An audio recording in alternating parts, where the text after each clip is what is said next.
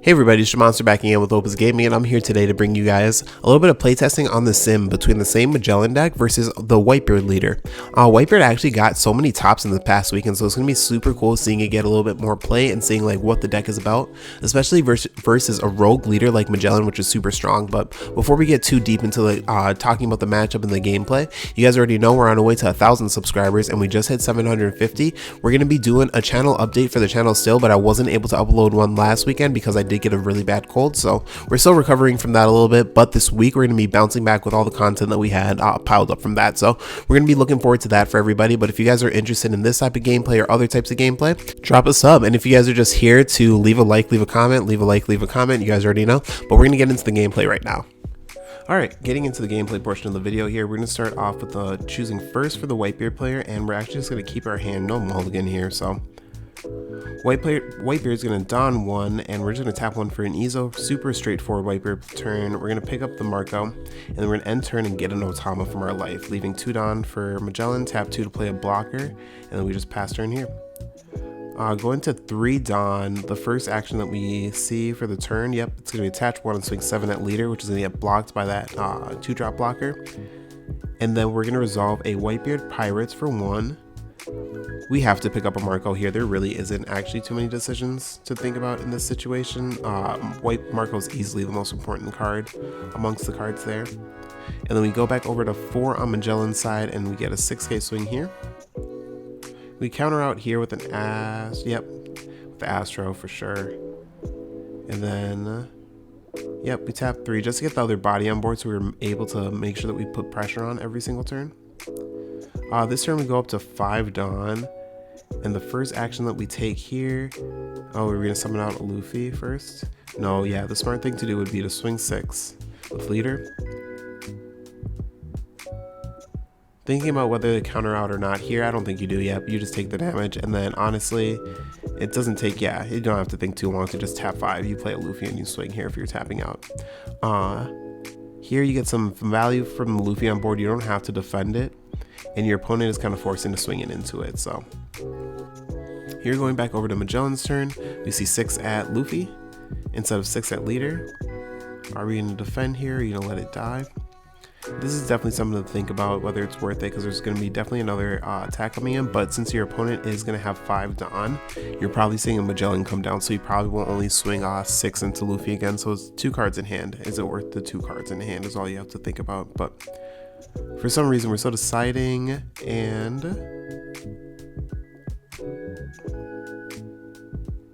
I think the Luffy's worth 2 cards.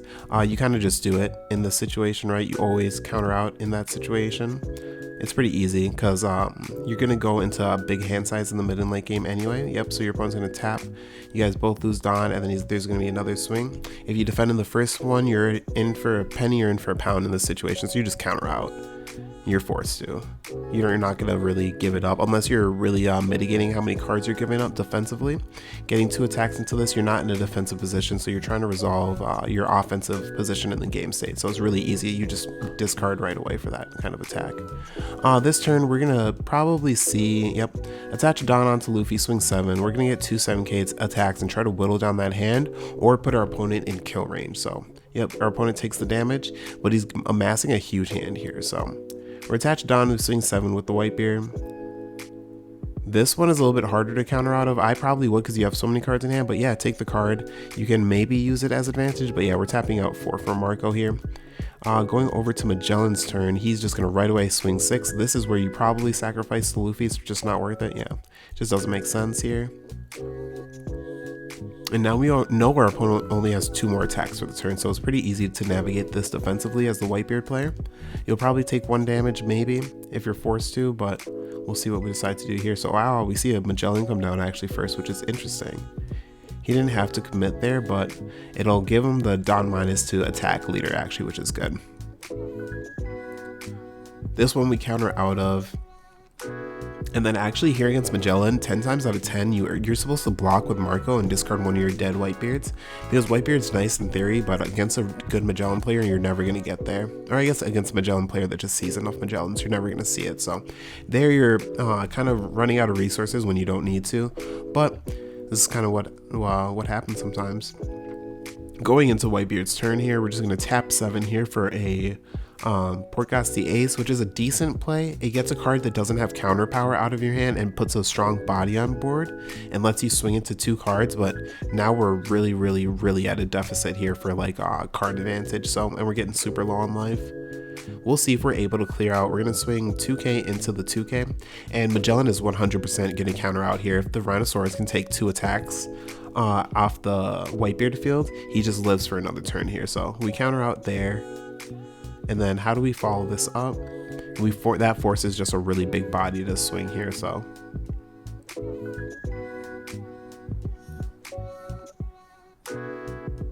And then, yep, deciding on the Whitebeard here. Whitebeard's gonna swing into the 3k Magellan. Magellan's gonna resolve, you lose to Denn here. And then 7k Ace. I think you just clean up the extra body. The 1 damage doesn't matter all too much here because you have so many bodies on board to push damage. Yeah. So you're going to swing leader. Your opponent's just going to counter out 2 cards in hand, which isn't too terrible. I guess he probably would have... actually, no, yeah. With the minus 3k on the Rhino, it was probably better to just get the extra body off board here. But going into the Magellan... So the Magellan player is just truly in the driver's seat, just absolutely housing this Whitebeard lineup right now. He's just been consistently taking cards out of hand here. So we are going to see 6k at 6k. What do we do in response here? Yep, we're going to counter out for 2k. And then, how do we follow that up? Are we tapping big numbers? Yeah, we just tap big numbers for Magellan.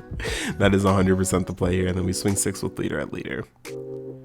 This way we leave up 2 Denn going into our defensive turn. And we're going to get another 6k attack out. And we can just drain our opponent from all these free 2ks that they have.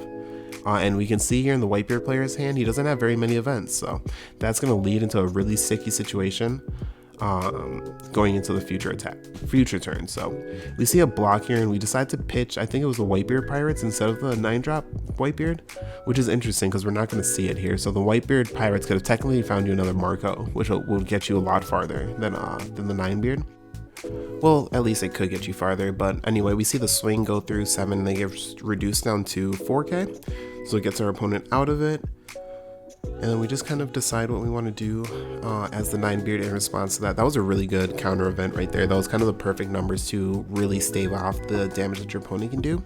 But even with all of that early game taking life and getting a really big hand, Magellan is super down on cards. We're already down to 4 cards in hand, so. Next out, we are going to... Let's see what our next action is here for Whitebeard.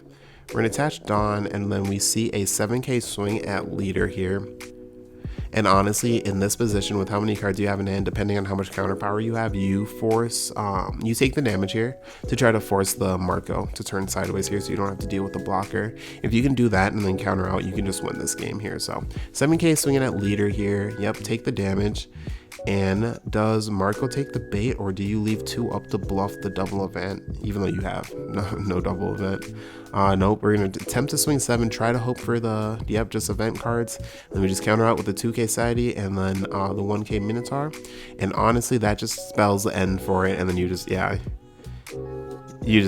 give it up here because end turn and then anything turns sideways with any amount of Denn on it and you can't counter out here. So that was a really interesting match. Like I said before though, the Magellan player was just on top of it the whole time. So it was really cool to see from, especially from a deck that you don't see people piloting very much into a deck that is just like super high tier in the meta right now. But leave comments down below. Let me know what you guys think. Let me know if you guys see anything that you would change or if you guys are interested in any of these deck lists and I can get them to you guys. But this is me, Monster with Opus Gaming, and I'm out. Take care, guys.